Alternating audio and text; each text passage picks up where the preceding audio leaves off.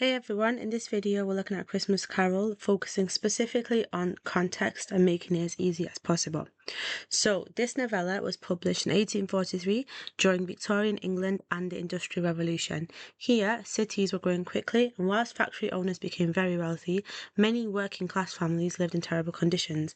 There was a huge divide between the rich and the poor, and Charles Dickens was deeply concerned about this inequality.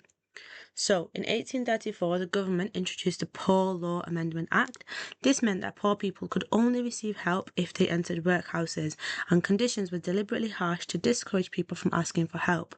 Many wealthy Victorians believed that poverty was the poor person's own fault, and Dickens strongly criticised this attitude. So, when Scrooge says, "Are there no prisons?" and "decrease the surplus population," he's reflecting real attitudes held by some wealthy Victorians. These phrases show us a lack of compassion, and Charles Dickens uses Scrooge to criticise those who saw the poor as a burden rather than human beings.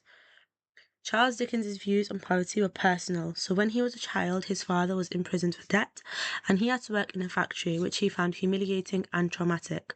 This experience shaped his sympathy for the poor and his anger at a system that punished vulnerability.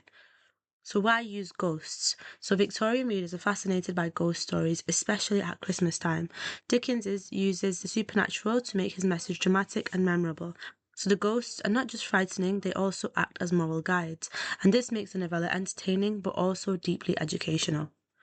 Why Christmas? So during the early Victorian period, some Christmas traditions were fading, and Dickens helped to revive the idea of Christmas as a time of generosity and family.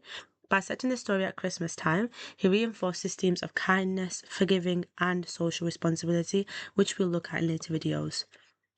So, in terms of social responsibility, when Marley says, "Mankind was my business," Dickens makes his message clear that business should not just mean profit, it should mean caring for others. This novella suggests that if individuals like Scrooge can change, society itself can improve. So, how to use context in the exam. So, in the exam, context should support your analysis, not replace it.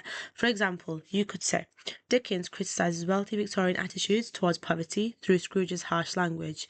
You have to make sure you keep your context short and relevant, and you always link it directly to a theme or a character.